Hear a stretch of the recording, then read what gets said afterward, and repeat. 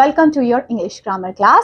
So in this class we will move on part 2 of it. Okay? So अब हमने करने कुछ question answers, ठीक है, प्रैक्टिस करने कुछ क्वेश्चन आंसर्स की। चलो आइए शुरू करते हैं कुछ क्वेश्चन आंसर्स। फर्स्ट लिखा है, अब यहाँ पे क्या लिखा है देखिए, mark the correct position word for each pictures. यहाँ पे कुछ चीजें पड़ी हुई है, आपने इनकी पोजीशन को मेंशन करना है कि वो ऑन है या इन में है या अंडर है या फिर बिहाइंड है चीज, ठीक है। जैसे लिखा है बेटा, फर्स्ट अंडर और इन में से क्या आएगा। अब ये जो घोंसले के अंदर है ये एग्स, तो इन द नेस्ट, कहाँ पे है ये, in the nest. Second picture देखो, अब ये जो बेबी है ये बिहाइंड तो नहीं है, ऑन द मैट, मैट के ऊपर है ये बेबी, तो ऑन लगाएंगे। नेक्स्ट है, अब ये जो माउस दिख रहा है ये टेबल के नीचे है, तो हम अंडर द टेबल लगाएंगे, ठीक है। अब ये जो जग के पीछे ग्लास रखा है तो बिहाइंड लगा देंगे। तो इस तरीके से वर्ड्स आपने लिखने हैं। क्लियर हुई? चलिए आगे देखते हैं बी पार्ट में क्या बोला है। Look at the picture given below and write true और false for the given sentences. अब आपने यहाँ पे ना ट्रू और फॉल्स लिखना है इन सेंटेंसेस को देखते हुए। ये पिक्चर से एक बार देखिए आप अच्छे से, पहले देख रही है पिक्चर आपको अच्छे से स्क्रीन पे। अच्छा, अब इन चीजों को अच्छे से एक बार देख लीजिए, कौन सी चीज कहाँ रखी है, इन में रखा है, अंडर रखा है, बिहाइंड रखा है, या कहाँ रखी है वो चीजें, ठीक है। देख लिया? चलिए शुरुआत करते हैं फर्स्ट क्वेश्चन से। मुझे पहले बताइए, फर्स्ट लिखा the flower is in the वास, वास के अंदर है फ्लावर्स, बिल्कुल सही, true. Next, second, the girl is sitting on the chair, chair पे बैठी है, बिल्कुल सही, ये भी ट्रू है। आगे देखते हैं बेटा, third, the painting is behind the वास, पीछे है वास के, बिल्कुल सही, ये भी ट्रू है।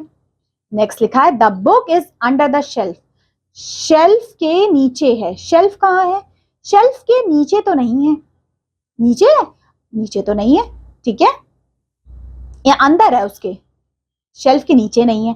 The question are on the sofa, sofa पे है क्वेश्चन, हाँ बिल्कुल है, ठीक है, बिल्कुल, तो हम यहाँ पे ट्रू लिख देते हैं, ठीक है। चलिए आगे देखते हैं, कुछ और क्वेश्चंस दिए हुए हैं आपकी बुक में। C part, observe the pictures and fill in the blanks with, अब आपने फिल इन द ब्लैंक्स में ऑन, इन, अंडर और बिहाइंड लिखना है। जैसे पिक्चर्स देखिए, सबसे पहले द कैट इज, कैट कहाँ पे है, अंडर द टेबल, टेबल के नीचे घुसी हुई है कैट, है ना। नेक्स्ट सेकेंड क्वेश्चन देखते हैं, the girls is, fill in the blank, the sofa, sofa के बिहाइंड है ये गर्ल, है ना, पीछे है, तो बिहाइंड, ठीक है। नेक्स्ट देखते हैं बेटा, थर्ड, थर्ड में बोला है टॉयज आर, अब टॉयज कहाँ पे है, बेड के ऊपर है, तो ऊपर के लिए हम ऑन लगा देंगे, ठीक है। नेक्स्ट देखते हैं बेटा, आगे लिखा है फ्रूट्स आर, अब फ्रूट्स कहाँ पे, इन द बाउल, बाउल के अंदर है, ठीक है।